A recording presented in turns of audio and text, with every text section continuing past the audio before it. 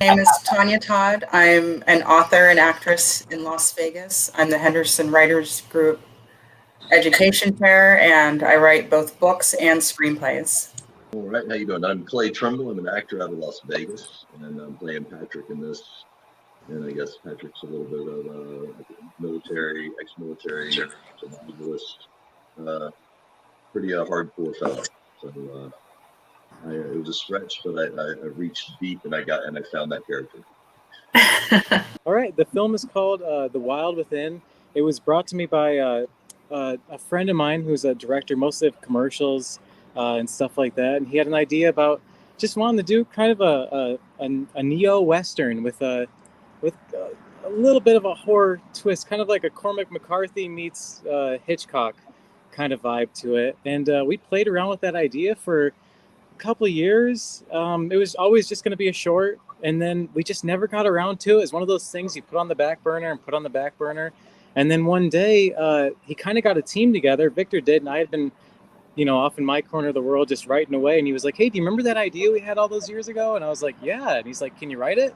So I did, and it was a pretty quick write. It was about a 3-day write, and then we got to casting it, and we looked far and wide for the character of Laura, Tanya's character. It was, well, a lot of people came in, a lot of really good people, but it didn't seem like anybody was just right for it.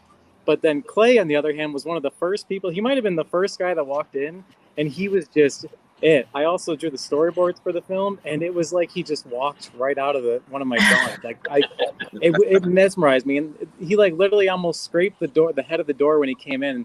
Victor and I both looked at each other, and just Victor's face is just one of those. He's one of those people you can read everything off his face, and he just went. And I was like, yeah, he's our guy. And then he read the lines. He was great, but yeah, Tanya's part was a little harder to find. She needed to have a lot of different qualities playing at one time, and it was hard. And then one of our producers just said, "Hey, how about this girl?" And we looked, and she wasn't on our radar for the auditions. And one look, and we were like, "Oh wow, yeah, please bring her in, have her audition." She did. It was great, and now here we are. It's pretty cool that all the dots seem to connect pretty well. I came in and I auditioned, and fairly quickly they told me that I had gotten the role. And then time went on, and I was like, "What's going on?" And they're like, "Well, they just could not find anybody to play Laura." And then suddenly I was like, "What's going on? When are we going to make this thing?" I love I got the script, and I was like, "This thing is pretty cool." And when are we going to do this? And they're like, we as soon as it was like that very time, they were like, "Oh, we finally found an actress. Let's get this going." And so here we are. But yeah, Tanya's got, I kept saying it during the photo shoot, she has a devious smile, which alludes to parts of her character. It's amazing. Well, I'm a bit of a naughty girl in this role, but not in the way you might think. She has kind of a wild side to her, and I like this stretch. She's different from anyone I've ever played, and I'm looking forward to see what I can do with her. All right, well, welcome back for another episode of Surviving the Wild with Patrick. Today we're going to get ourselves a makeshift shelter. This is what we call a half shelter. If you're, it ain't going to win any home and garden awards, but if you're out in the wild and you need to keep yourself warm and out of the rain, this will do the trick. All right, so what you got right now? Hold up. Always, as my lovely lady right here is showing you, always have a couple of clamps handy. These bad boys here come in handy for all kinds of good stuff. I keep 2 on me at all times. Thank you, babe. And I tell you what, if you want to get your hands dirty for this, come on around from the camera. You want to go take over the camera, babe? Okay. Hell yeah, come on over. These ain't gonna bite you. There we go. Okay. There we go. All right, boss. All right, take that one. Mm-hmm. What you can do is you're gonna grab your tarp, pull it tight, wrap it around. Now come over here with that clamp. Clamp that bad boy down right there. All right, bingo. Right on down the edge. You can already see it shaping up already, can't you? Yeah, it looks great, Patrick. Really great. Same thing. Wrap it around nice and tight. Clamp that bad boy right there. There you go. Right on. Like I said, you ain't gonna get any best in the neighborhood awards, but if you're gonna keep yourself warm and dry, this right here will do the trick. What you can also do is you can dig out a head to toe little trough for your body, dig it out about 6 inches deep, and then you can pull, I mean, like from right now, you can take these fig leaves, throw them on the bottom out there. That's gonna keep you warmer and drier than just laying on the top of the dirt. Shit. Sound good? Sounds great. I mean, and hell, if you ever got to quickly bury something, you already got something halfway done, all right? Yeah. All right. Yeah. So, Right now, the script is done. We did a lot of rewrites on it. It's pretty much polished now. The storyboards are done.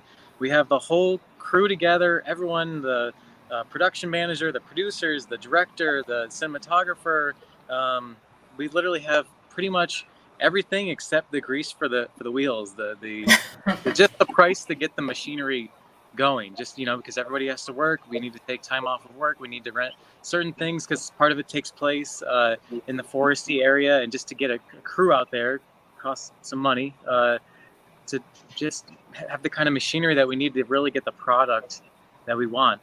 And that's pretty much, we just need some funding for it. Movies are unfortunately just as much of a business as they are of an art, and this is the business side of it, just getting the grease moving.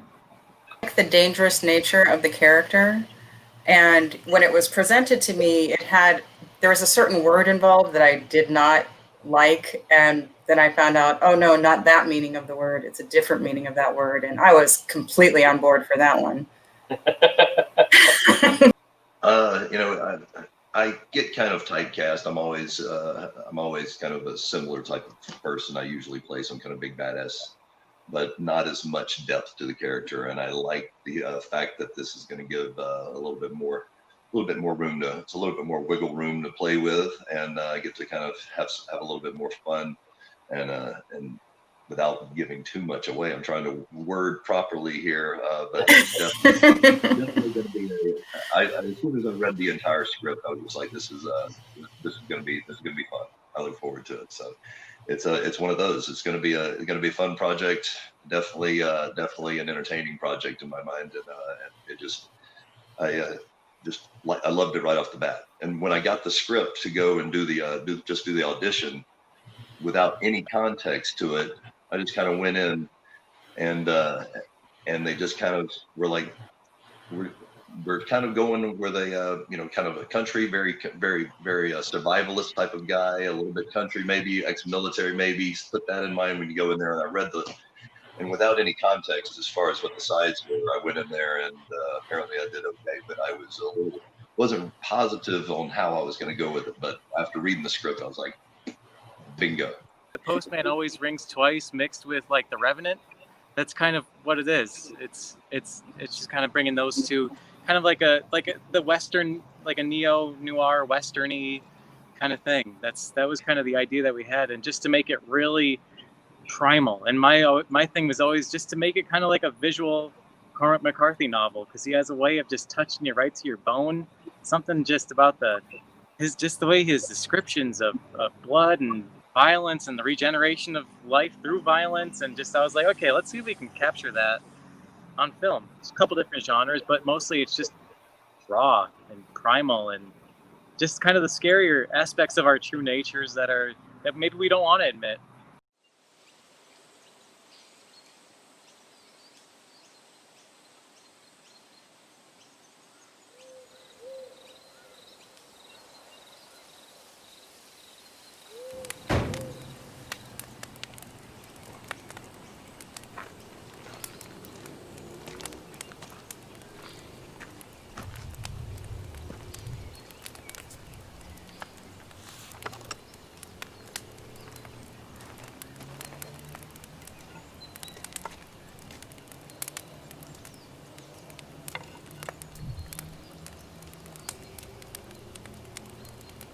There's something liberating about this place.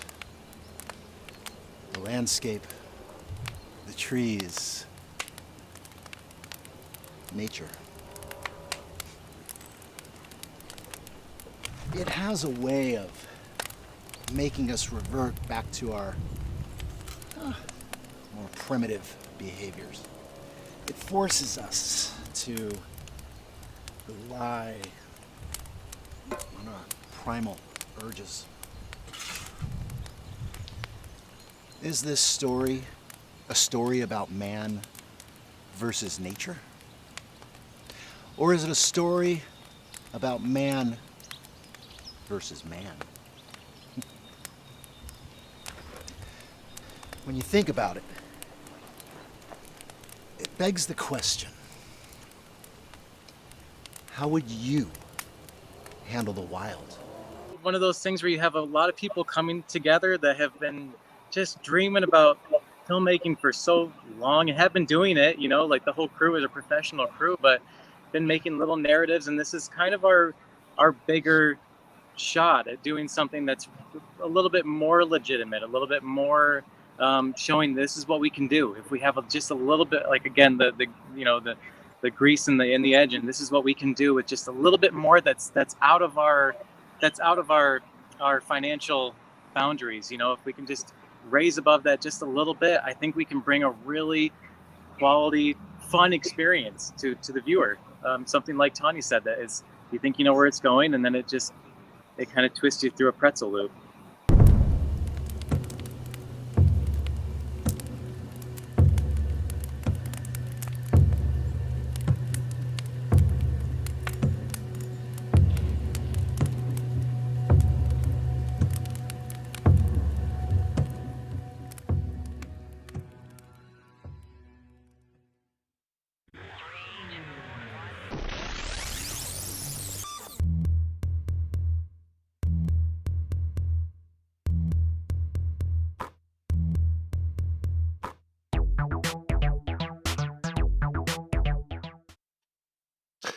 Good evening, everybody.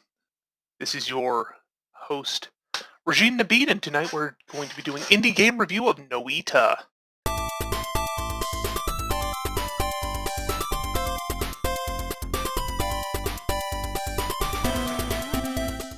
NOITA is a game in early access right now, and it's a fabulous, fabulous, fabulous roguelike in which you play a magician of some flavor. You get some starting wands and some starting spells. Look, it lets you have a chainsaw, I guess. So what do we get to do?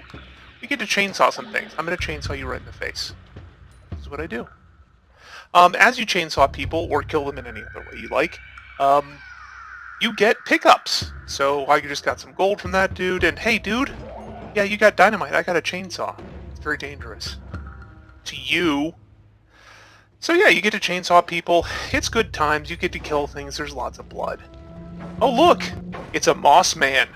Oh, aren't you so dangerous, moss man? Blah! I will chainsaw you in the face. Oh, look at the frog, oh crap.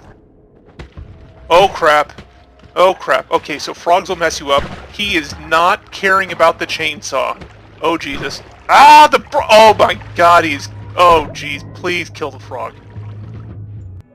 Okay, so things in NOITA are not as they seem, but every time you hit the end of a level, you get to buy new wands, or new skills, or power-ups.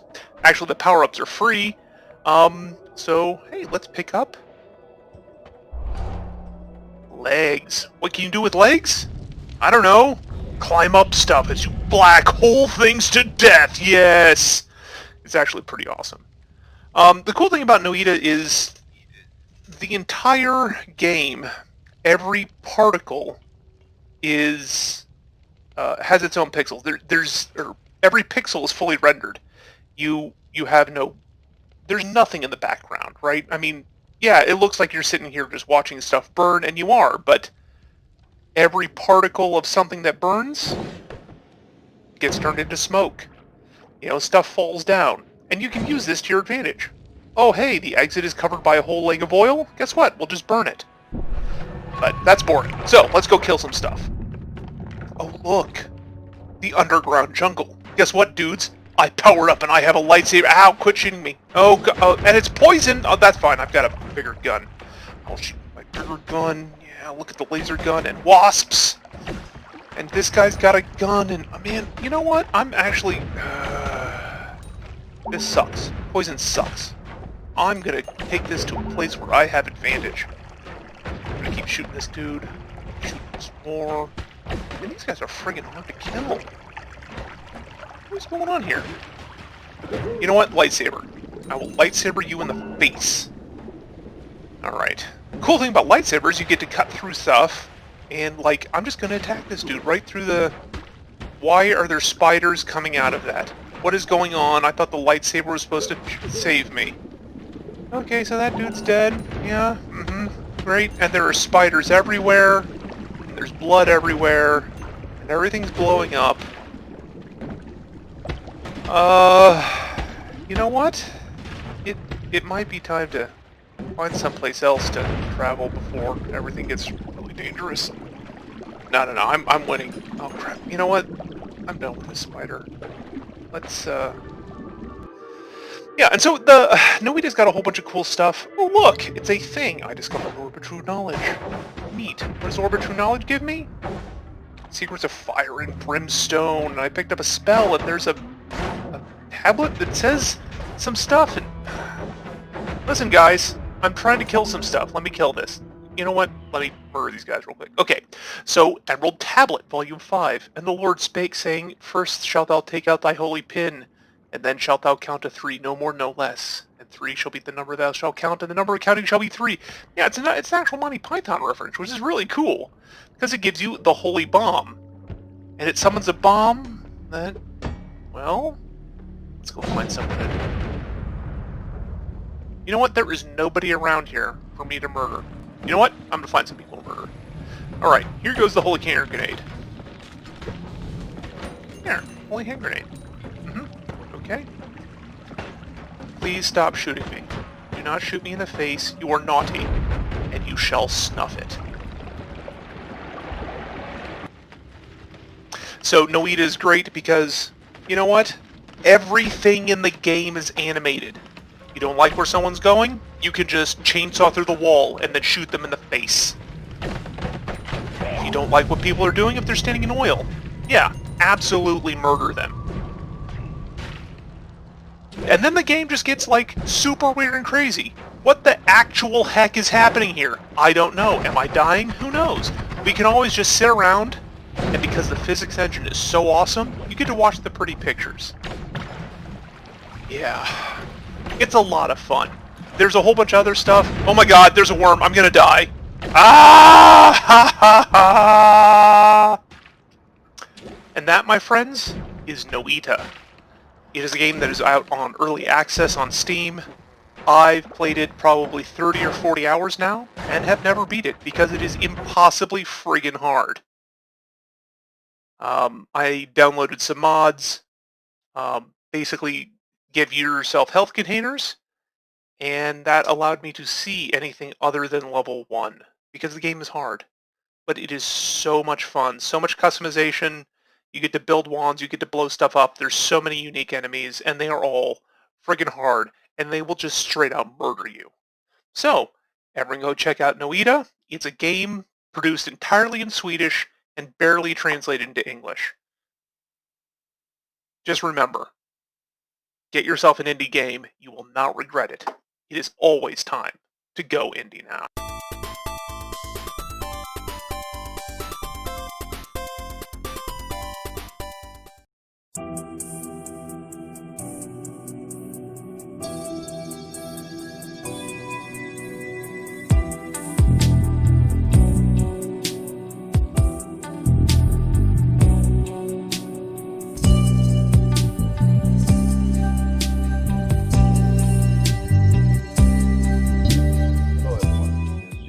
Here at GoIndieNow, and welcome for my film review.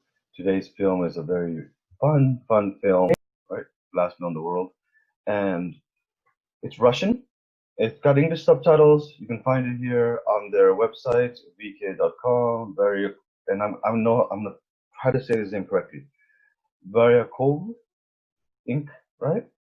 And they got a lot of great actors in here, and I wish I could read their names. I can't read Russian, so that they have Facebook and they have an Instagram, and this, you go to their Instagram here, right? It's an amazing film, and here you see some stills from the film itself, right? It's a romance. It is. I know it's called The Last Male in the World. And it's got a unique twist. The way that they're viewing this and the way they're bringing to light relationships, LGBT, um, relationship with LGBT people and relationships without LGBT people. And in the overall encompassing view of this film is to bring about the idea that relationships are what we make of them, in my opinion, right? And the relationships are what matter. Someone's preference, someone's own personal preference is their own thing. And as you choose to bring this to light, you start to see this. And you have this great cast that brings this to life. It's filmed great. The colors are wonderful. The uniqueness of everything being put together is amazing, right? And even the male actors, you know, it's an amazing thing, right? And the way they do the stills, the way they capture the emotion. You should watch this film. Not only because it's free, it is a free film, and one of the things I love about this one that it is free. But more importantly, it takes the discussion that much further on individuality, and it takes the discussion that much further on personal choice and letting people be free to do their own personal choice and what they're going to see. It's an amazing film, and I wish I could read Russian, but I can't read Russian. I just know that the translation is The Last Male in the World, and the subtitles are amazing. The story is amazing. Please feel free to check it out. The trailer's right after this. Everyone, please enjoy this film. I hope you enjoy the review. Let me know what you think about films like this, right? Films that teach individuality, films that will guide you into saying, hey, I'll be me, you be you. Let's just live peacefully, happy, and enjoy the relationship we foster with each other. All right? This is Gino Kubo. Please remember, it's always time to go indie now. To protect the birds, see the sun of the universe. I'm a warrior. I return my kingdom to the birds can see the sun. All we came back home. Почему вы решили не менять ориентацию, как это сделали миллионы ваших собратьев? Ну ты посмотри на себя.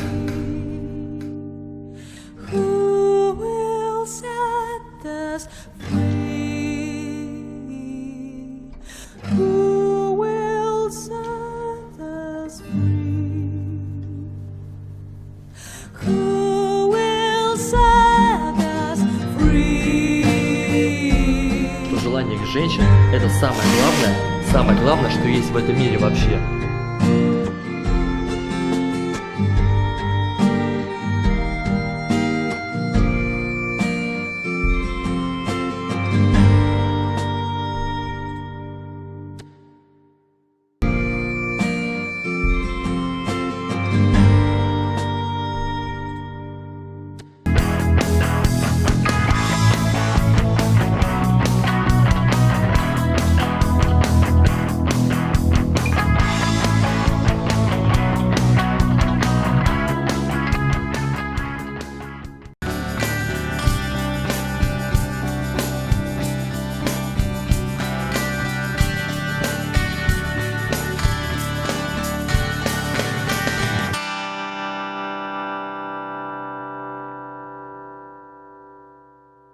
What's in a Name, a Department of Second Chances novel by Angela Breen.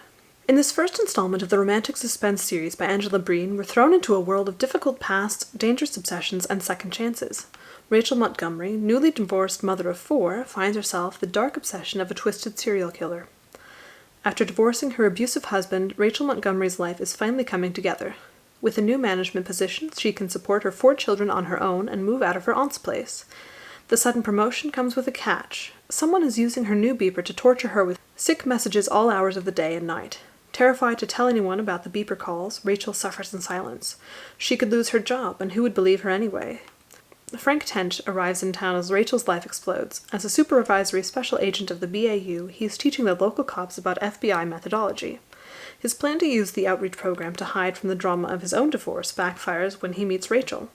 Fiery as she is fascinating, thoughts of Rachel haunt him, but when he's asked to look into her best friend's disappearance, he has to choose between his career and Rachel's safety. The moment Frank and Rachel get intimate, however, is a rude awakening, complete with its own graphic beeper message. Not only is she the killer's next target, but he knows everything about her, where she lives, where she works, and where her children play. And now he's pissed.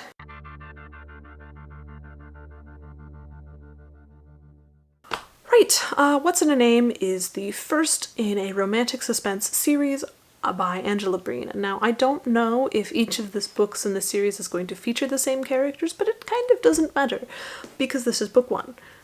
Moving on. This book is really creepy, and it's great. I loved it. The main villain character and problem that we're dealing with is stalker slash kidnapper, rapist, murderer type. Not so nice. But the way that this story is written sort of, well, it really gets inside the head of the victims and their mindset, and when they're trying to explore how to get rid of this guy and how to deal with life sort of in the midst of being terrorized by this guy. And I think it does it really well. Now, this book takes place in 1997, so this is before your nationwide databases, your serious technology, a lot of the forensic methods that are used now that depend on different technologies and psychologies and whatnot. Those don't exist yet. This is the very beginning of a lot of the notions of criminal psychology and figuring out the different pathologies when dealing with serial killers and similar types. So this is all pretty much brand new to these people in this story.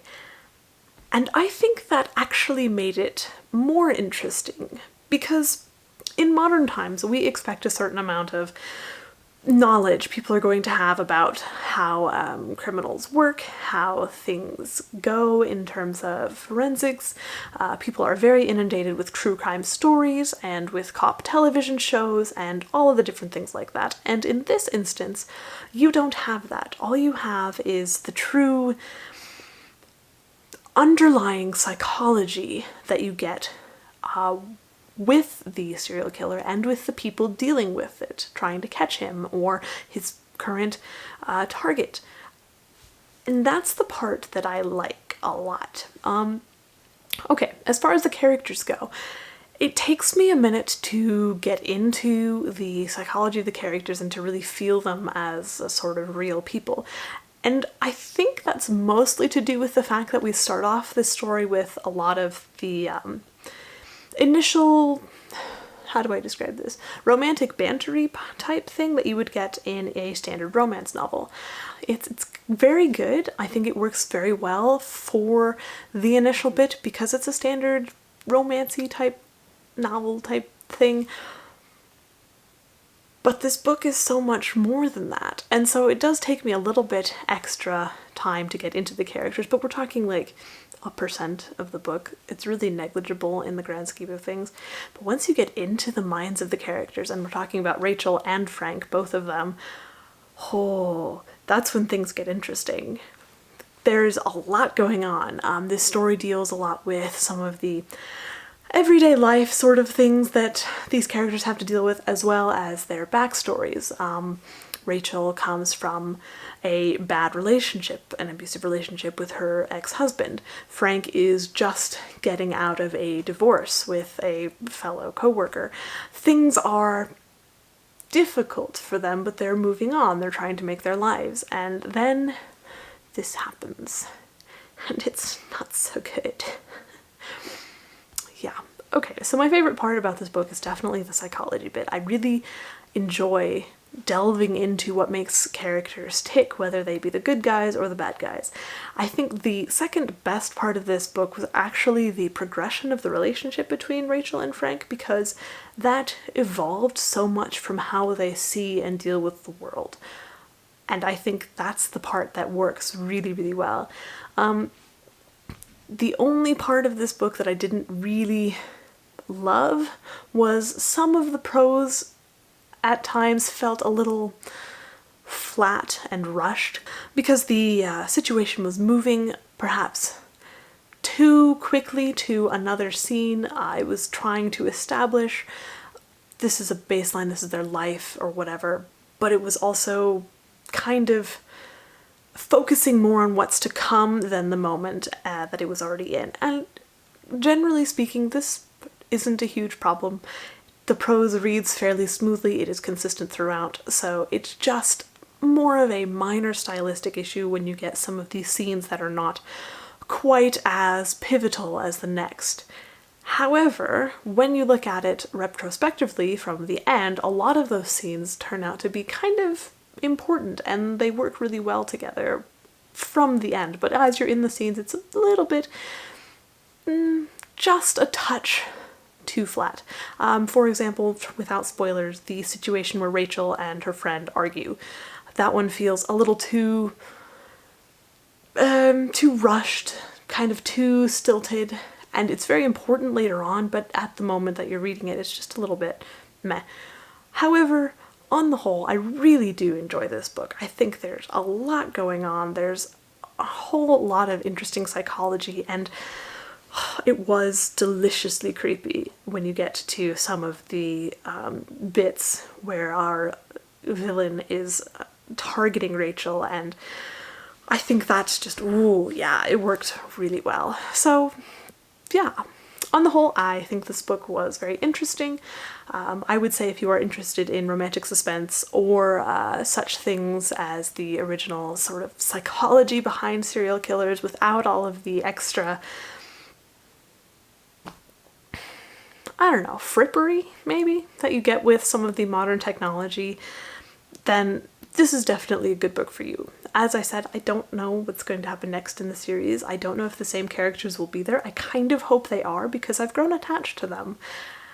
And I want to know what's going to happen next. But I'm not sure. Even if it goes to a completely different set of characters, I think it will work pretty well. And I like that. So, yeah, that's pretty much what I've got. I believe all of the links for this book should be in the description box below. You can find them there. If you're interested in romantic suspense, give it a shot.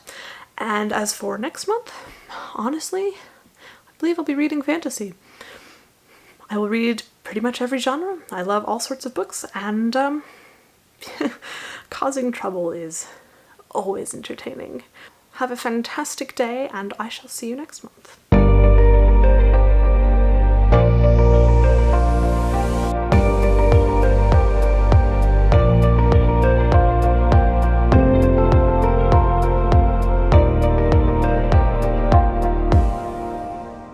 I'm constantly reading books, like a lot of books, but my list never gets smaller.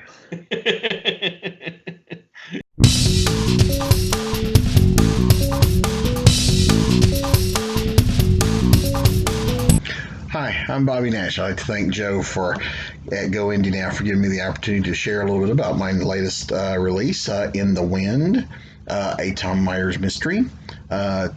This is the first in what I hope will be a series of standalone novellas featuring the sheriff and his deputies of the small North Georgia town of Summersville, which is a fictional town that I created. Although this is the first book, and I'm reading from my proof copy, as you can see, the do not resell. This is not Tom Myers nor his deputy's first appearance. These characters appeared in secondary roles in my novels Evil Ways and Deadly Games. But this is the first time where it's their story. You know, in the previous novels, they were part of someone else's story. So, with that in mind, I'm going to read the opening chapter of this. You do not have to have read Evil Ways or Deadly Games to read this book. However, if you read them all, you know, there may be a thing mentioned or two in here that points back to those. But if you've not read those, you can still read In the Wind. So I'm going to start with chapter 1.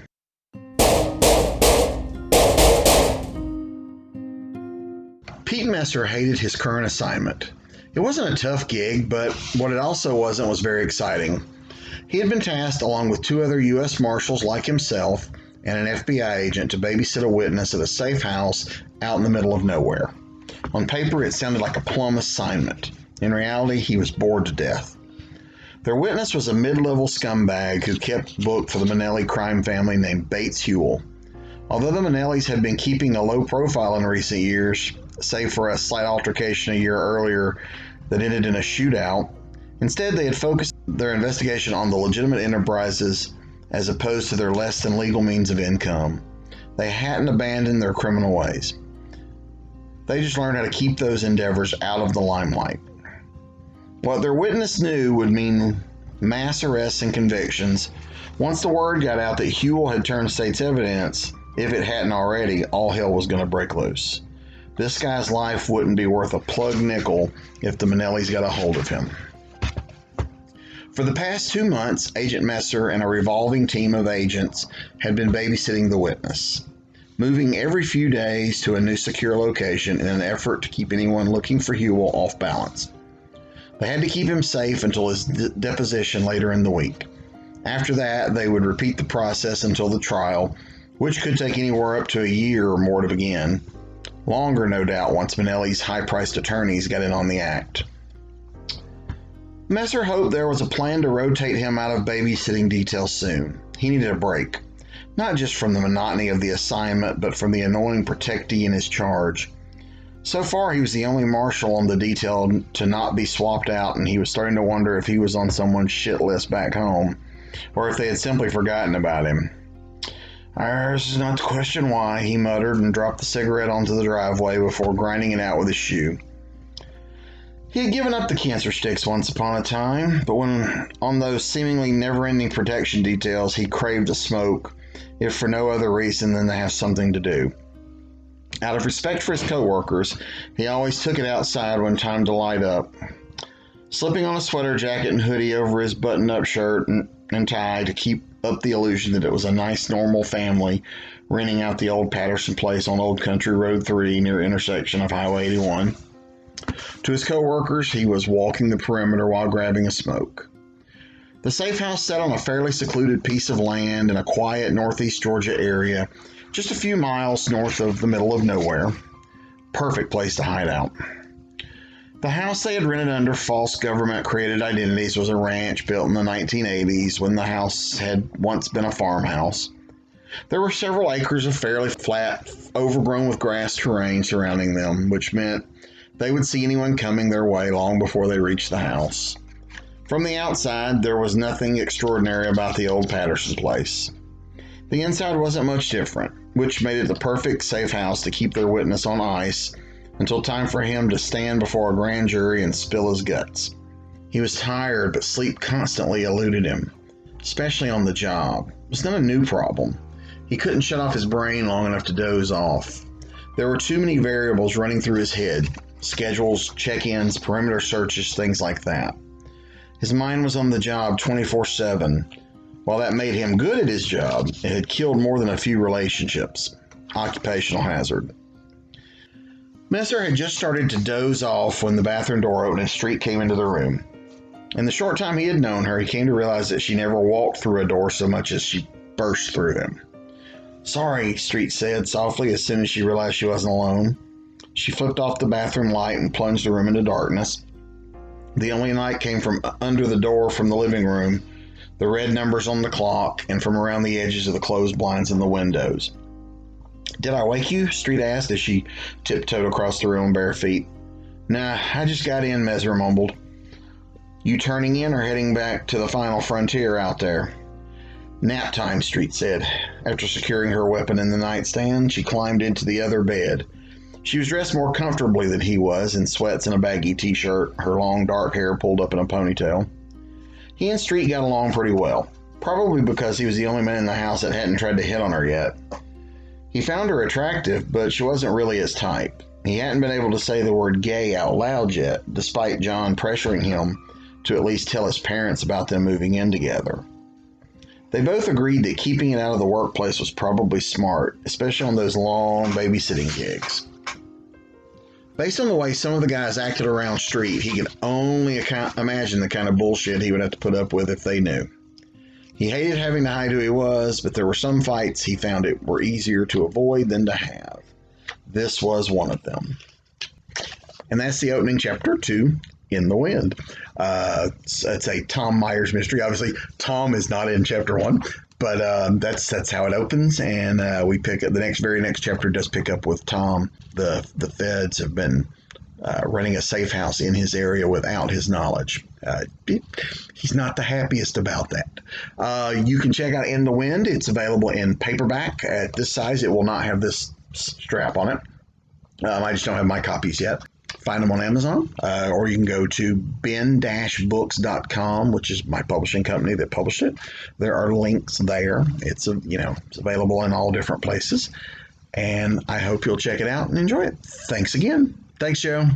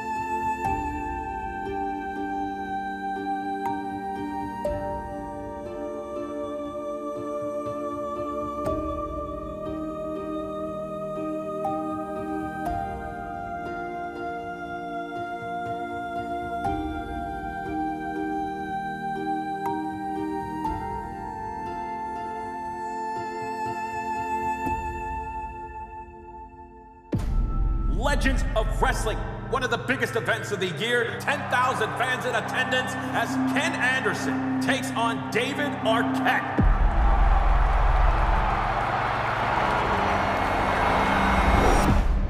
David Arquette as the wrestler sucks. I don't give a shit about David Arquette.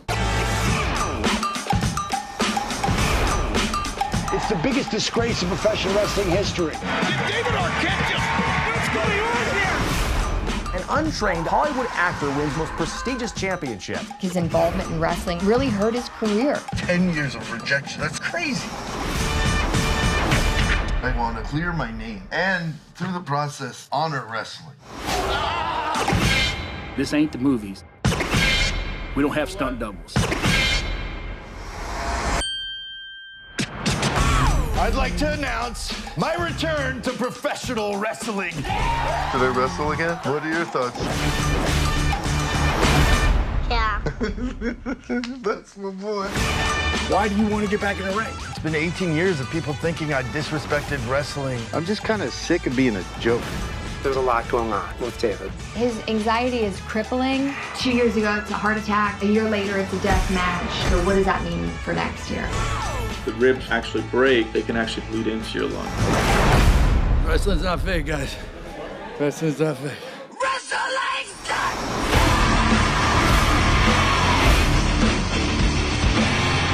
You are godlike. You are the man. Dad, what?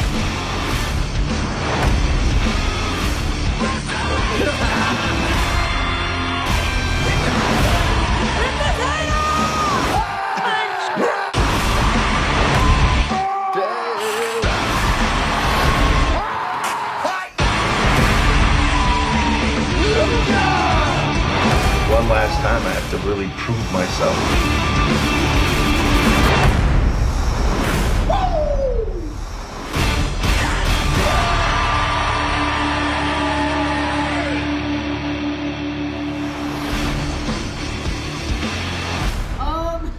What are you gonna do when you go to your movie and you show up like that? Oh, shit.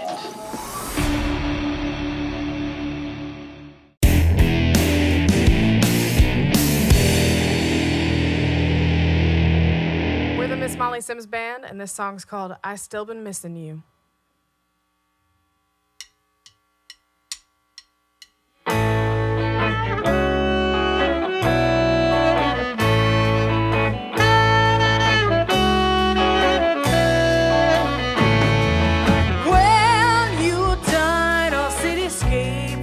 Change.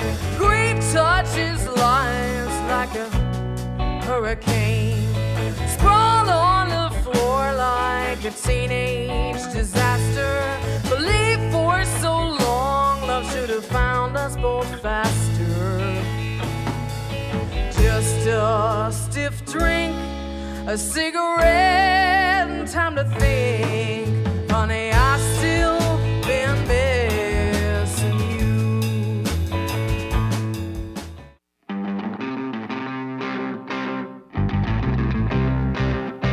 Well, I used to be reckless, reckless. Guys like you for breakfast, breakfast. Now I'm so calculated, I'm so careful, baby. But I used to be reckless, reckless. Wouldn't expect this, expect this. Used to stay out all night, believe the lovers had to fight. But I used to be reckless, reckless. I guess you could say that our love is going strong. And meeting you took me too damn long. I finally found a place where I belong. And baby, then I sat down to write this song. And we're just complicated, broken people doing the best we can. We're just complicated, broken people doing the best we can. Thinking back to love I had when I was young.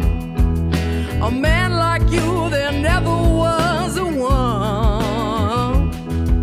I'll take your hand to a life that's just begun. Can't feel all, but I know that you're the one. I was so reckless.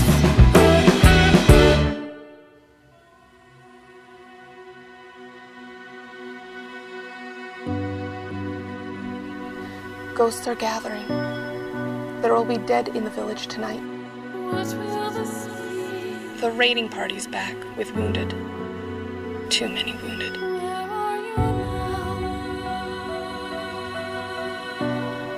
How badly did the raid go? I can't find you in torrents of time. Who are you now? Visions gone by. Our resistance leader won't listen to reason. How can I convince him? Pathways are broken and scattered debris. Pathways are Going to bury my name.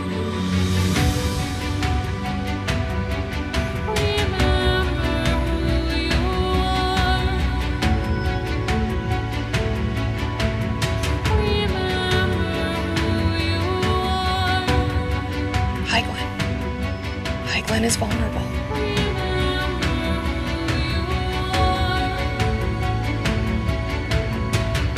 While the king looks away, the heir will usurp the throne. Now is the time.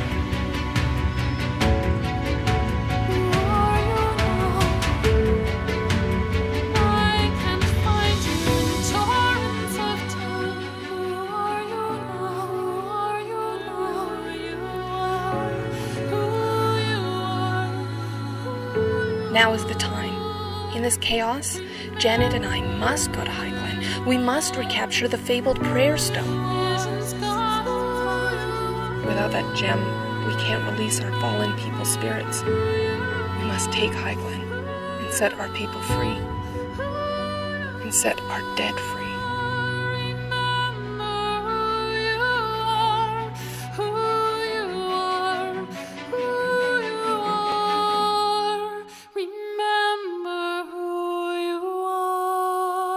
Hello, my name is Glenn Dahlgren. I'm the author of the young adult fantasy novel, The Child of Chaos, debuting August 16th.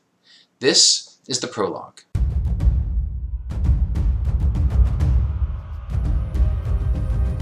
Why isn't there a path? Laura wondered aloud. Every temple should have a path. Most people dream of the longing awakening inside them, leading them to their god's temple and changing their lives forever.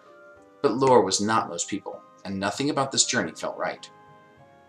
For over a week, the longing pulled Laura forward like an invisible thread hooked into her brain.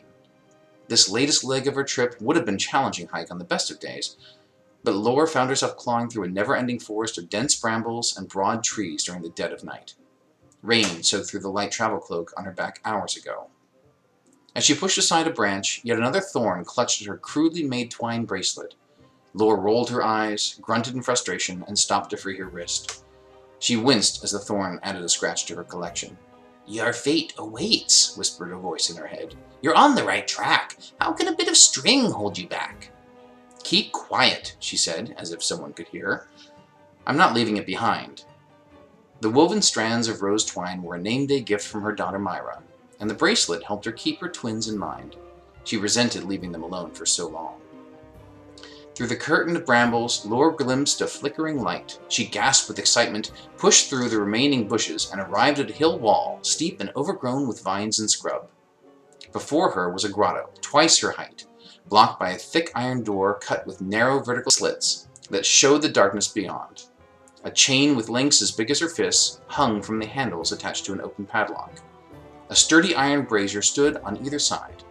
Flames danced in the bowls, unaffected by the rain. They lit the door with a sickly, deep orange glow, not so much warm and welcoming as hot and unnatural. Laura's eyebrows arched up. "This is a temple? I can't imagine that whatever god owns this would be happy with it." "The door is open and your way is clear," said the voice. "Don't get distracted when your goal's so near." The slatted door swung ajar with a slight effort, revealing no mere cave. The smooth walls had been painstakingly carved from the hill. Inside the entrance, 4 dry torches were lying on a shelf. She hefted one, then reached out and stuck its tip into a brazier.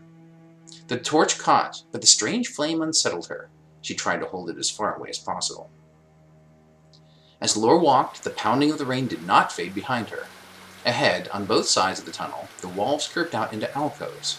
Each was home to a huge statue carved from alabaster. Chimneys above those statues opened to the sky.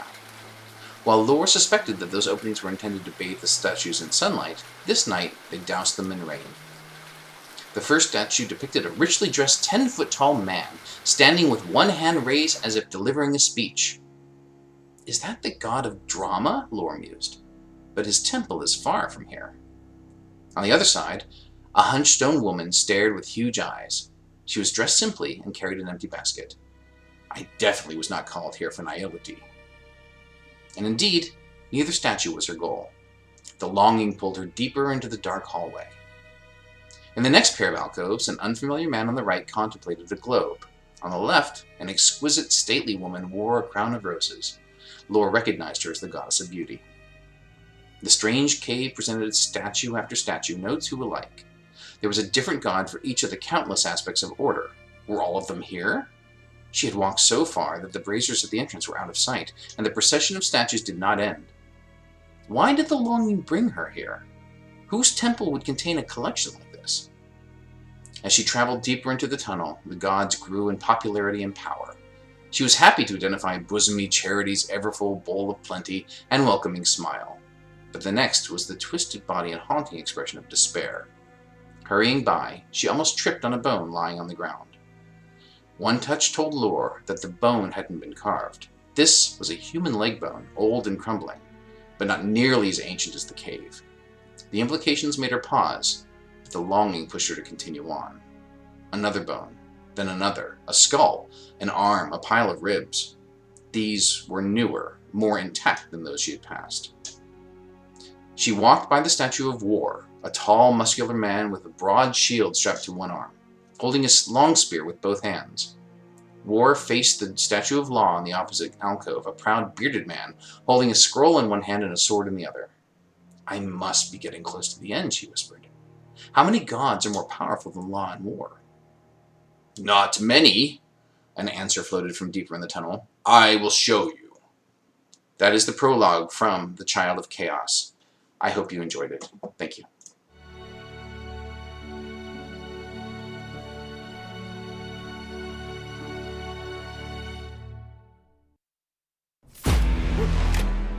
Band meeting. 6 shows, 7 days. What do you guys need a van for? So that our band can go on tour. I can drive y'all. Every touring band needs a roadie, don't they? Sorry, I didn't get your name. My name's Peckerhead. That is not your name. It's tour time.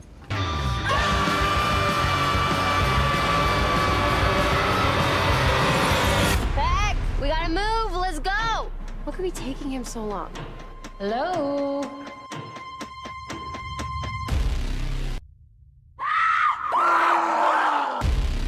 Every night at midnight, I turn into something. Who's to say it wouldn't be one of us next time? I am in complete control. Yo! Put your head down so we can get the top of your dome! Yes, ma'am.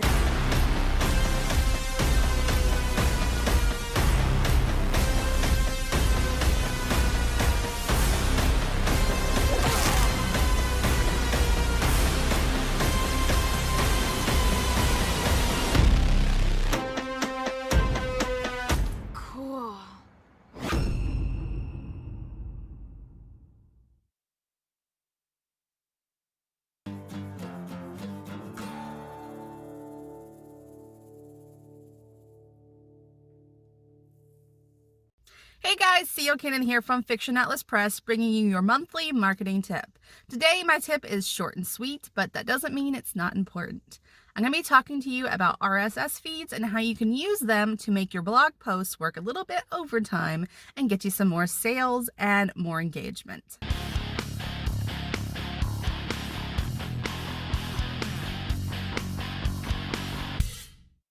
So first of all, what's an RSS feed?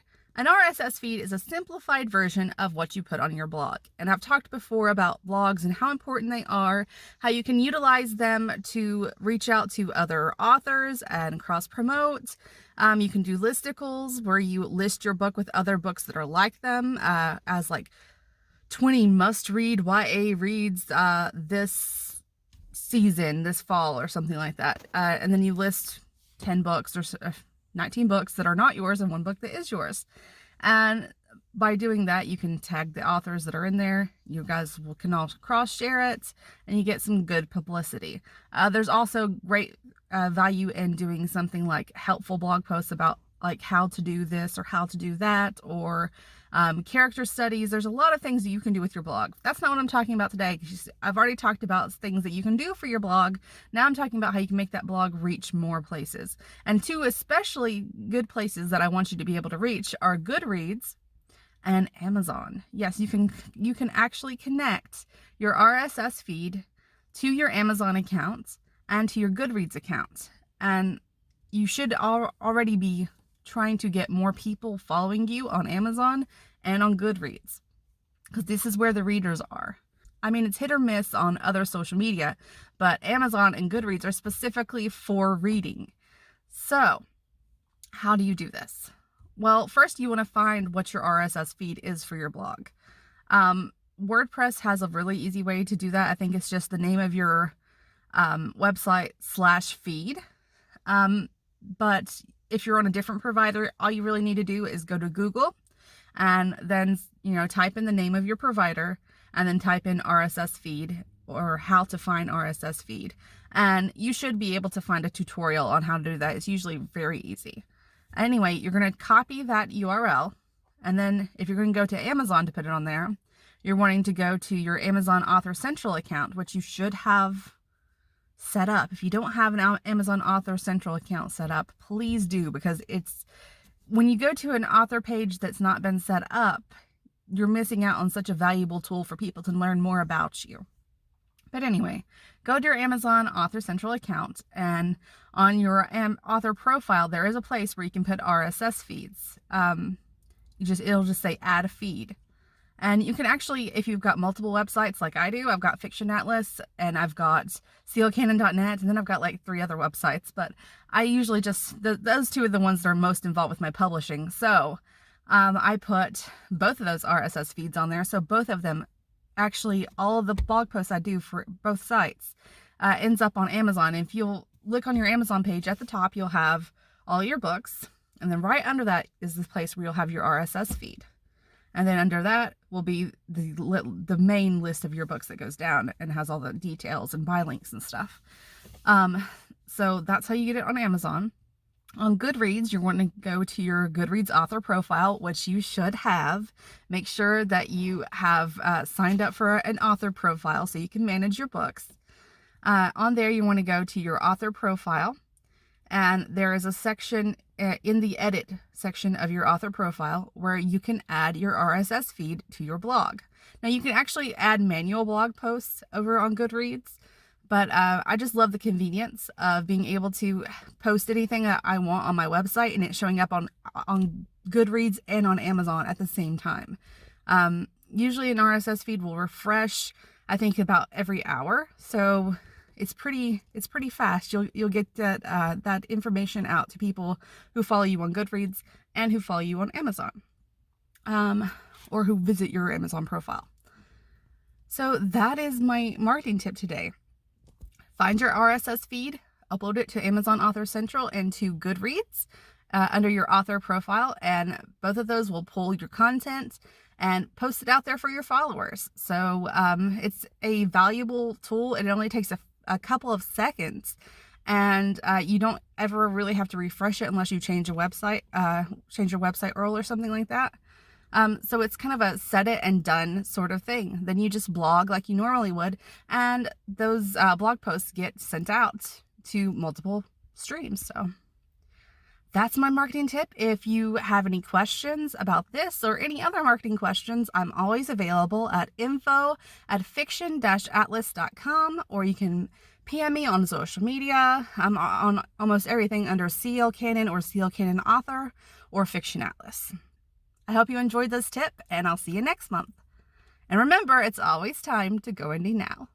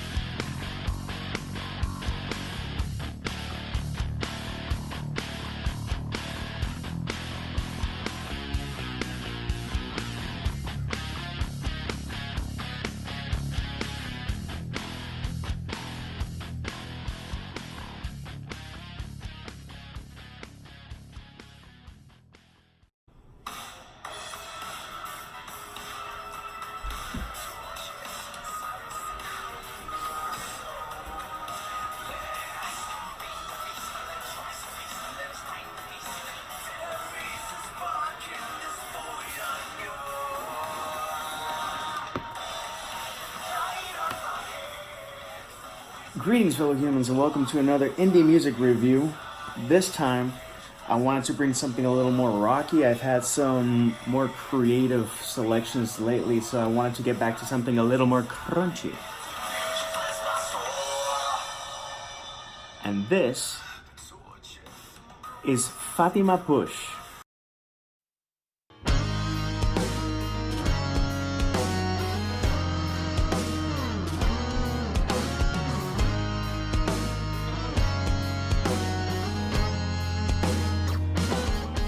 So why am I recommending this? A couple of reasons. First off, Hispanic Heritage Month begins, it goes from September 15th to October 15th because that makes sense. Whatever. FATIMA Push is from Bogota, Colombia. And I actually know one of the band members. If you go to their Spotify page, you're going to see that they had releases in 2013. It was an EP. And this year, they've already had a couple of new releases because they're turning up stuff. And with being in lockdown, more goodness is going to come. So, that one's a bit crunchy. That one's called Smack It. And that's the latest release that they have. But they also released this one this year, which is called Pray. You're going to see keys, you're going to see a lot of guitars, you're going to see a lot of crunch. It's industrial rock, and I find it fascinating that in this band, which does pretty good industrial rock, is from Bogota, Colombia, and I see a lot of potential in them. Then I know one of their most recent band members is Besides the Point. The thing is that they are evolving their sound, and the thing is, if you listen to what they have already out, the idea that they're going to add someone else on keys and on saxophones and doing other textures, I think it's a very exciting combination of stuff that's going to be coming out. Again, Hispanic Heritage Month, why not bump up something, a Latino band that is in Colombia, that is singing for the world, and just, pushing and going for it. And, there's a lot of stuff here, a lot of good stuff to say in terms of the support that you can offer. They also have live sessions. And something that I really have enjoyed is that the live sessions are as good as the recorded material. And for me, that's something very important. This is going to be, this one's called Pray. There's a track that's a bit older from their EP called Origin of Chaos, and the track is called Talking to My Soul. Talking to My Soul, I did get it right. By the way, how do you like the do? It's nice and scruffy and makes me look like an indie artist, huh? So, you can see drum and bass and stuff like that, and to see that this is where they were in 2013 to their sound now, and things that they're going to be able to do with a new band member, I don't know, I'm really excited, and I think I can't wait for a new EP or an album, and that these guys can surprise a lot of people way beyond Colombia. If you see the people that are listening to, they got a couple of listeners in Russia and in Europe, and you know what? I wouldn't mind more listeners in the US. So, if you want some rock, and you want to support Hispanic Heritage Month and just broaden your horizons a bit, check out FATIMA Push. Nice guys, good music. It's a win-win-win situation. So until next time, peace, love, and Maki rolls. Please stay safe. Take all the precautions. Support your indie bookstores. Support your indie artists, creators, musicians, authors, everything. Because these people need they need a lot of help. And if you support and good stuff comes out of it, why not? So until next time, cheers, and remember, it's always time to go indie now.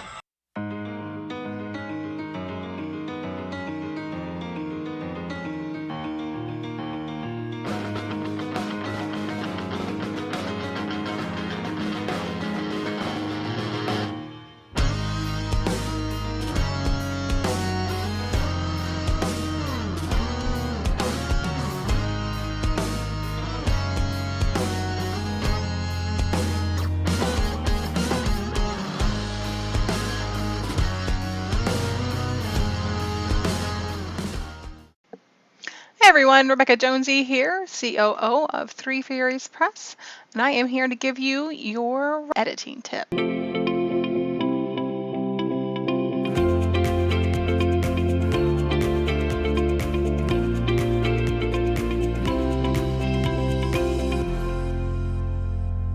One of the things that we run into often when we're writing, especially when we're in a rush, we're on a deadline, we're trying to get a series set up, put together, is we start to skimp on some of the fleshier bits of the story. We start leaving out description. This also happens when the story is really loud in our heads and we've got to get it out, you know, the kind that wakes you up in the middle of the night, you know, makes you like finish dinner early and you got to get to your, you know, you got to get to your keyboard or your pen and paper, whatever it is that you use to record your story. You know, we start throwing things down as fast as we can. Sometimes we don't put enough thought into it and we don't build out the scene enough. And then we might, because we see it all in our heads, of course. Then we get to the end and it's like, oh, well, you know, you've more than hit your word count or you're right near it or, you know, what have you, or you're not even looking at word count. You turn it in. Don't do that. Don't forget, if you have long blocks of back and forth dialogue, you need to throw in action tags, you need to throw in dialogue tags, and you need them generally to be doing something more than just standing there talking. You know, I mean, just watch me right now. You know, granted, I am an animated speaker, but most people don't just sit there like this the whole time and not even blink, and they just talk, and their tone stays the same. Well, you don't want your characters to do that either, because, I mean, it's boring. It'll put you right to sleep. So it doesn't matter what they're saying or how exciting what they're saying is. You still need to add the little bit so that we can see without having you to tell us, you know, she said this cheerfully. You know, well, how can you tell it was cheerful? You know, don't tell us, show us. Show us the scene. Show them interacting with the scene. Show them moving around. If they are just sitting there, I mean, they're probably like, you know, doing crazy things like this. They're looking around, they're leaning back, they're leaning forward. You know, as conversations get more intense, people will sit forward. So make sure you put things like that in, and definitely do make sure that when they're traveling, they're going from one area to the next, describe the scene change too, even if it happens gradually. Like I recently just had a couple of characters walk down from the mountains, and they're now in the hills instead. You know, so the trees thin out, there's more grasses, there's more flowers because there's more sunlight. The type of animals they're around change a little bit. Keep that in your story too, because it really brings it home and makes, you know, it makes the reader feel what you want them to feel and see what you want them to see, instead of just listening to a boring conversation said cheerfully.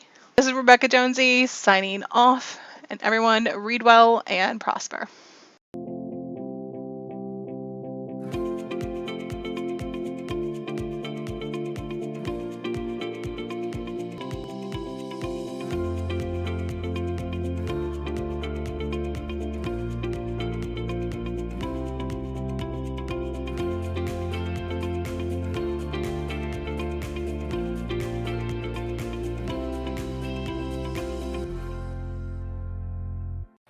Some of you who know me may or may not know that I'm a big fan of banana bread, especially when it's made and baked well. We're going to find out today in our Indie Brew review if our friends across the pond have baked and made a very good banana bread beer.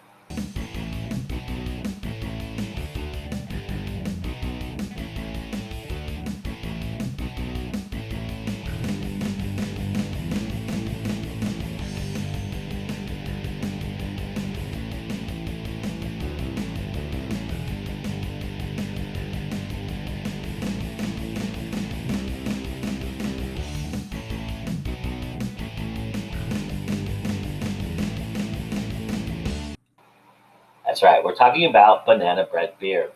made by the Eagle Brewing Company in Bedford, England. Most of you know that I have some apprehension and don't really care for flavored beers all that much, usually. Some have won me over, some have disappointed me.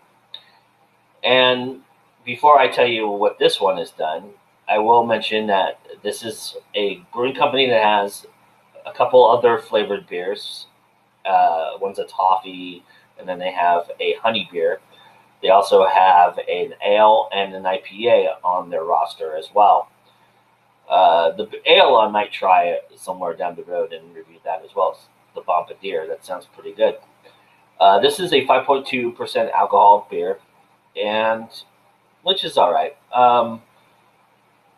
It is, if you read that, you probably go, okay, so it's going to be a little bit sweeter. And the truth is that it does have a little bit of sweetness to it, but it's enriching sweetness. So it's kind of like it hits your tongue and it kind of smooths out and stays a good consistency and a good taste throughout. It doesn't just hit it and then lose its flavor. It doesn't just, entice your palate and then, sour out or anything like that. It is very robust. It does keep its flavor. The one thing I will say, however, that I discovered, because you all know, if you've watched these reviews before, I've said it before, that I'm kind of a social drinker. And in doing so, I don't just pound a beer, I drink it throughout my, socializing. And what I discovered was that this beer, when I chilled it at first, and then when I brought it out, and after a little bit of time, and it got to a room temperature or a little bit of a warmer temperature, it was a little bit weaker than when I would drink it directly right out of the chill. It does lose a little bit of its luster in that respect, and it gets a little bit more watery at that point. It doesn't lose all its flavor, and it doesn't sour or bitter out. It just tastes more like water than it does like beer. And 5.2, I would kind of expect that almost. But so I will say, if you're going to partake in this beer, chill it first and drink it directly from the chill. Don't let it sit or anything like that. This company seems to be adventurous, and I applaud them for their adventurousness. It does have a note of banana bread. It does taste a little bit like banana bread, which is an accomplishment because that's what you're calling a beer. It should taste like that, right? So the other thing I will mention is that I got this as a 6-pack at my local Bevmo. You could also get a 4-pack of bottles, and both are $9.99, which is reasonable for a craft beer, especially when it comes over the pond that might have a tariff attached to it or tax. So being $9.99, it's tempting, and I probably will say that I'll partake in it again. I'll probably get it again. Like I said, chilled, it was very good. And so if you're a fan of banana bread, or if you like flavored beers, and especially of the banana variety, I would probably say give this guy a shot. It's worth it. It's a pretty decent beer for that respect. If you're not a fan of flavored beers, I'd probably say this one probably could be skipped. If you're not an adventurous beer drinker, you like ales, you like strong lagers, I probably, especially IPAs, if you're an IPA fan, you might gravitate toward this, because there's some IPAs that do flavoring, like there's a watermelon IPA, and black cherry IPAs and what have you. And IPAs do have that kind of adventureness to them, so this might be down your aisle a little bit. If you're not an ale fan, you might actually enjoy this. It softens that aspect of the beer. Any way you look at it, I say cheers, and remember that it's always time and always good to drink Going Indie Now. All right, everybody. We'll see you next time.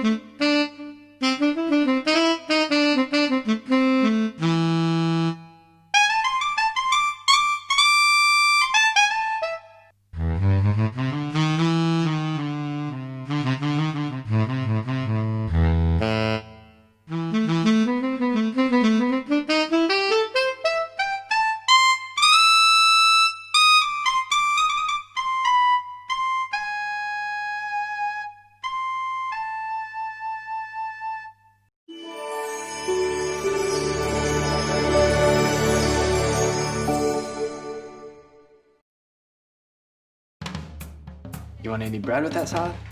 No, thanks. Oh, come on. One little roll won't kill you. Warm, toasty, sweet, salty. You sound like a porn star. What'd you just say to me? Go! Eat it! Kid, what's your name anyway? His name's Butter. My name is Butter. Well, that's what everybody calls me. On New Year's Eve, I'm gonna eat myself to death. Live on the internet. Ignore me now, assholes. Oh, go ahead. I'm sorry. About what? Your final meal. Hey, did you see that fat-ass kid's website? I know the guy. He's way too big of a pussy to kill himself. They could call me fat ass and Butter, but nobody was calling me a liar. You are a total badass. Legendary, bro. I'm Trent. This is Parker. Yo. I'm Butter. I know. I put a 20 down that says you won't go for the crickets. You're betting. So you're really gonna do it? You bet. I'll believe it when I see it. I got something better to do on New Year's Eve than watch me. Oh, that's a burn, Jeremy. Kids at school stopped caring about my website when there was much bigger gossip at hand. Everyone wanted to know how the fat kid cracked the cool crowd. I'm Anna, by the way. Is there a lady? No, there's no lady. Anna McGinn was perfect in every way. There's no lady, Mom. There's no lady. Party's kind of lame. You wanna go to my place? Yeah. Don't tell Dean, all right? There's no lady. No one else saw that. Are those new clothes? Yeah, Ma. Where'd you get them? At the mall with friends. So who are these new friends of yours? I think you need like a bucket list. Yeah, bucket list. That's great. Good idea. Like, you know, like cool shit you want to do before you know, kick the bucket. You really think they're your friends? What, you think I'm gonna take your place? Even if you do, I guess that spot will be back open in January, huh?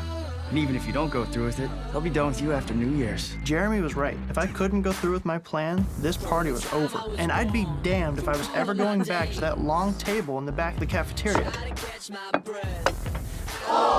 3, 2, 1. I didn't want to die. I just wanted the unbearable pain to go away. No, but you're not actually gonna do it though, right? There's something wrong. I don't understand him at all.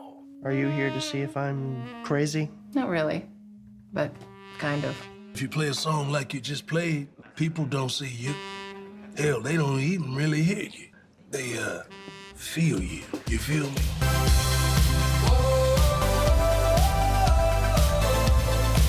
Boom! All right. Mom gets it. You have an immense talent. How come we're not more alike? We're not that different, son.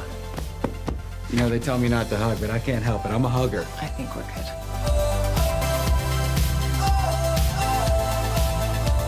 What's next? Yes!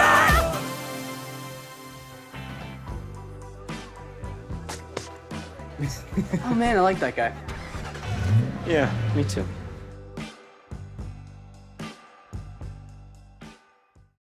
I'm Paul Kaufman. I am the writer, producer, director, and production company and craft service person on the film Butter. I'm interested in how this project all came about. How did you develop this and where did it come from? It was a book. I found it on Amazon. I cruise Amazon a lot. I buy a lot of my intellectual property. That's where I find it. I contact the novelists and the writers directly. We live in a day and age where you can find anybody and everybody. Absolutely. So tell everybody who you are and the film you're associated with and how you're associated with it. Okay, so I'm Erin Jade Lang, and I'm associated with the film Butter because I wrote the book that Butter is adapted from. Nice. Where was the story's origin? How did you start with the story? What was your intention when you wrote it? Oh, that's hard. So I was working as a TV news journalist at the time, so I know your work.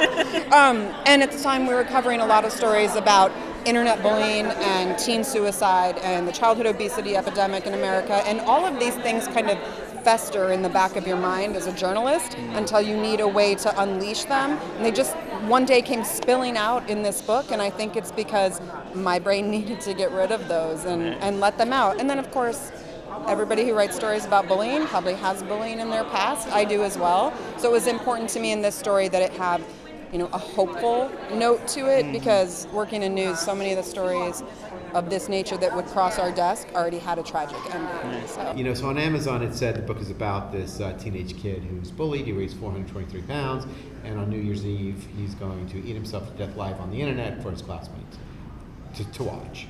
And I was like, this is noisy. Yeah. This is a noisy subject matter. Yeah. And this can be socially relevant and have a social impact. Sure. Which is what I wanted my feature to be. Sure. So I read the book, loved it, called Aaron Jade Lang directly, and another producer had another option. Oh. So we kept in touch, and I said if it ever becomes available, and a year and a half later, she called me. And she said the other producer didn't get anything going with the book, and I optioned it, and I wrote the script. So I have a lot of authors out there who are part of my network, who are part of my channel and everything like that. Explain to them, because there's always confusion about how a book gets processed into a movie. Yeah. Explain to them how much involvement the author actually had with what you did, and how you approached that, buying the rights and putting it together and making it into a film, and has the author seen the film? Yeah, it's a very good question.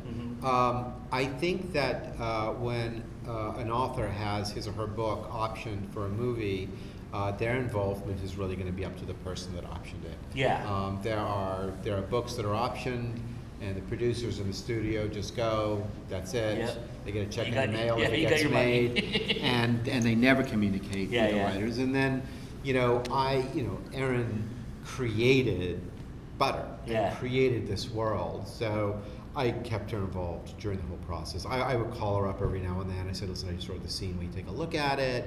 Does this feel accurate to everything, And yes, she's seen it. She came down to the set. She flew in and came down to the set. Nice. She met the actors. She's like, I cannot believe this is happening. These are. Yeah. I mean, it must be mind-boggling, right? To create something, and then all of a sudden you're talking to the character that you created. I mean, so she's been great, and I definitely kept her involved. And talk about the collaborative effort that you and Paul went through, and how he approached you, and how it all came together for you. Well, I was really fortunate because a lot of authors who have their books optioned never see it again. They sign away the rights, and then it looks completely different on the screen, and they had no control over the story. But Paul was amazing at being collaborative with the script. He let me look at it. We had a phone conversation where we talked through some things and talked about voice and some of the changes he made for the screen that made so much sense. Yeah. And a couple of changes he made, I was like, oh man, that would have worked in the book too. I wish I had done it that way. So I was privileged to be able to do that. A lot of authors don't have that opportunity. Yeah, he said that you were on set, you came in and watched it, and you were amazed that the characters came to life. Oh yeah, it was incredible. When they were shooting on a school campus that day, and we walked through this empty school, and I was like, where are we going? What's happening? And then we turned this corner, and it was a lunchroom scene, so it was a busy day on set, and there were hundreds of people. And writing is such a solitary process, and you're just doing it all by yourself. And so to see all of these people suddenly help to bring this story alive that was just you in a room when you started it was magical, and gives me goosebumps still just thinking about it. I was looking for a movie to do. I've done a lot of television, a lot of TV series, I do a lot of TV movies. I was looking for something to make an independent film, but a film that was going to make a statement. Yeah. This film is the first film of my new production company called The Power of Us Entertainment. Yeah, it's and awesome. The Power of Us, it's basically the whole is greater than the sum of its parts. So we had so many parts to make this movie, from the investors to our crew. Greg Gardner, our DP, who shot Elf, came in because he loved the project. Nice. And like attracts like, and this project just has attracted a lot of people. You have some big names in this film. You have Mira Sorvino, and bringing all those folks on board and centering it around an actor who's not as well known. Yeah. And putting him front and center. How did you manage that, and what did you have a conversation with the bigger name actors about putting that together and figuring that out? Yeah, I did. The way that we approached it was like The Power of Us Entertainment. This is a story that needs to be told. Yeah. You might not be the star of the movie, but you're going to be a part of this movie that's going to make it do well. You know, and we needed someone like Mira Sorvino to come on board, and you know, she's just so terrific with everything that she does publicly. The subject matter was near and dear to her heart. She loved the character. You know, she worked very hard on it and came up with all the kooky things that she did. And so that's why she came on board. People who read the script just wanted to be a part of it. You know, and the people that didn't want to be a part of it, kind of glad they're not. They just weren't. It wasn't meant to be. You know, when I show people the script and they say, "Oh, you're never going to find a guy. You're never going to find a kid who weighs 423 pounds to do impossible." It's like, no. It's like my whole life people have told me. That, you know, I made 26 movies, probably every one. And it's impossible. Not going to get that one made. You know, it's like, well, you just sit in your negative corner, but it's possible. It is possible, and the proof is in the butter. Right? Absolutely. Proof is in the butter. Absolutely. And the kid who plays Marshall is just stellar. I mean, he's amazing. His personality radiates. And he just comes off. Is that him in real life? I mean, does he have a sense of what he was accomplishing with this film? Yeah, he does. He does. I mean, I think like everybody who is obese can relate to that story. You know, he too went through bullying and you know, his personal struggles, and so he related to the camera. You know, like most of the people that came in and auditioned. You know, we did worldwide auditions. People would put themselves on videotape. A couple of people said that they had read the book Butter and it saved their life. You know, Alex identified with the character, and you know, he came out of Las Vegas. We did 2 screen tests with him, and he won our hearts and he won the role. Tell everybody who you are and your involvement in the film and what film we're talking about. Well, I have a very small role in this movie. My name is Alex Kirsting. I play Butter in the movie Butter, so you know, very, very small. Very role. small. No pressure at all. Not in every scene or anything like that. Not like I had any days off whatsoever. No, it was 3 weeks, 3 straight weeks. You know, you're here for 12 hours. Get used to it. Paul was very, very complimentary about how he found you, and I talked to Paul earlier today. If you didn't know. Oh, no kidding. Yeah, Okay. So he talked about how he discovered you and how, you know, everybody was telling him that he would never find the right person for this role, and you came along. So he wasn't trash talking. No, not at all. No. Let's talk about your journey with this character in this film. How did you first hear about it, and did you read the book and absorb it, and how did you get into the character? Well, getting into the character, that was a whole journey just to get into Butter's mindset. Luckily, there's a lot of similarities between myself and Butter. We both deal with weight issues. I actually gained weight for the role, and then I actually didn't even read the book until Paul said, you know, definitely read the book, get an idea of what the character is. So what we did, we combined Butter's character from the story, what I could bring to it, and what Paul wanted to bring to it, and we just meshed it all together, and it comes out beautifully. What did the actors bring to this that you didn't have and the book didn't have when you started this production that you found really, really made this something special? Chemistry. Yeah.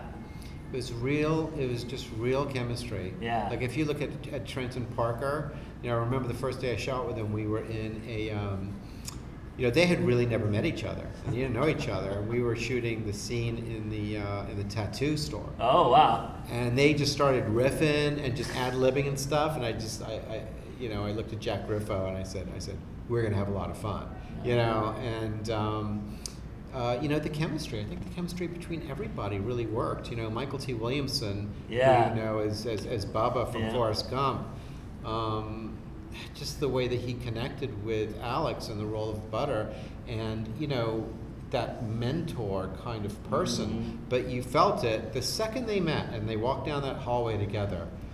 You could just feel the respect that Butter had for him, and the care that you know, the professor had. Absolutely. For Butter. How was it working with somebody like Mira Sorvino and the amount of actors, the incredible Michael T, Michael McKaylee, T, all of them. Yeah. I mean, there was no pressure for me at all. For your third day, and say, oh yeah, here's Oscar winner Mira Sorvino, who is just an absolute badass, by the way. I will defend her tooth and nail. She busted her butt the entire time, and it was amazing. Michael T was probably my favorite person on set. He was so super cool. He was very chill with me. But I had no complaints at all with the cast. It was just incredible being around everybody. They had all just a great energy, great attitude towards everything. They weren't like, everyone was a little sick every once in a while, but no one was like, I always want to go home. Everyone was like, yeah, we're here. We're with Butter. We can't wait to keep going. How long did it take to shoot this? What kind of grueling schedule were you on? 18 days. Jeez. Yeah, shot it in 18 days in Los Angeles, and everyone just hustled. We had a really good crew, and a crew that cared. Yeah, 18 days, that's pretty grueling. Yeah, 18 days was grueling. There was a couple 18-hour days. Yeah, I bet. They wanted to be there. They weren't just like making something that they don't care about or that they get paid for. You know, listen, the crews in LA and the crew that I had, and including myself, we have our money-making gigs. Yeah. You know, and then there are things that you just want to be a part of, you know, and you don't make any money off of it, but you're making something that you really care about. Mm-hmm. So it's okay to do both. What do you think your television experience has done for your filmmaking experience? Do you think they correlate in one way or another? Completely. Yeah. Completely. Well, you know, making TV for as long as I've been doing it, you know, I know everything about how the camera works, how the field works, how the lenses work, and I can use that in order to tell a story. You know, I know how to isolate a character, I know how to do certain things, you know, just based on a technical aspect. But plus, working with all the actors that I've worked with and learning how to communicate with an actor, and what kind of direction, you know, different actors some like different directions. Yeah. Some just want a verb. Yeah. You know, just give me a verb and I got it. You know, and then other actors want to go really deep with their characters and go, well, when I was 5 years old, did I fall out of bed? Did I, you know, just joking around. But they tend to go a little deeper with it. And so it's a craft. Yeah. Directing is a craft, you know. It's like anything else. And the more you do it, the better you get at it. I still have a long way to go. Yeah. And I'll be learning until the day I stop doing it. So you have this experience with indie film now. Mm-hmm. What do you think of it? How would you characterize your experience with indie film? What did you like about being a part of this? I mean, this is just a once in a lifetime kind of experience for me. I mean, authors are, we're introverts by nature, and this whole experience doing this right now is really, I want to say a dream come true, except I didn't really dare to dream that big. I just wanted to tell a story, and so to see it coming to life on the screen is surreal. That's the only way I can think to describe it. So what are you going to take from this film that you're going to apply to your next role and your next role and your next role? Put in the work. The Butter definitely taught me to put in a lot more work. Nice. Normally I'm very improvisational, and Paul was like, nope, you're not allowed to improvise at all. I managed to get one or two little lines ad-libbed into it, so hopefully it all came out in the final cut. But no, it was just take the role serious, put in the work. 'Cause I actually learned to play the saxophone for this movie. I was just going to talk about that. I have no music talent at all. And luckily they found the sax teacher just 10 minutes away from where I live out in Las Vegas. So it was amazing. Like, hey, super convenient. Thank you. That's awesome. Are you still playing? I want to, but it costs money to rent the saxophone. But I'm still buddies with the teacher. We still text every once in a while. So probably once we get more funding, definitely going to take it up a little more seriously. Nice. Well, congratulations. This is thank you. This is amazing. You were absolutely stunning in this film. Thank you. It was just really great. One more question for you. Yes. What do you love about independent film? I love independent film just because you can tell stories that Hollywood just won't let you tell. Nice. This movie touched on about 15 different topics, from cyberbullying to body dysmorphia, catfishing, and all that's just smack dab into a movie, and it flows. It doesn't have that studio cut switch and everything. It's not touched by the major studio. It's touched all with artists. What do you love about being an indie filmmaker? What is it that you cherish about that opportunity? The freedom. Yeah. Yeah, the freedom. Nice. You don't have too many executives telling you what they, you get to tell your story. Yeah. It's like if you're an artist and you have a canvas in front of you and you're painting something. It's just you and the canvas. Yeah. When you work with too many other people and studios and people that are buying your paintbrushes, buying your paint, and buying your canvas, they go, let's put a splash of yellow there. And you're like, no, I don't want to put yellow there. It's like, well, we paid for the canvas, we're going to put yellow there. You're like, oh, okay. You know, so just being able to do this and tell the story the way, and you know, whether it's success or failure, I told it right or told it wrong, you know, it's my sword. I'm going to fall on it, and so be it. And that's what I wanted. And I, you know, I have enough confidence in myself that my passion, it just all the work that I've done to get to where I am, it was gonna turn out. Nice. And I supplied all the butter. Nice. Yes. And I actually ate butter too. Oh wow. Yeah, I had to. I mean, we did a thing where we tested butter, and we made some prop butter. My props person made out of pudding, and we had plastic butter. And it just didn't look. It didn't have the oily, gross thing. And I said, well, if I gotta ask an actor to do this, I gotta do it. So I ate butter.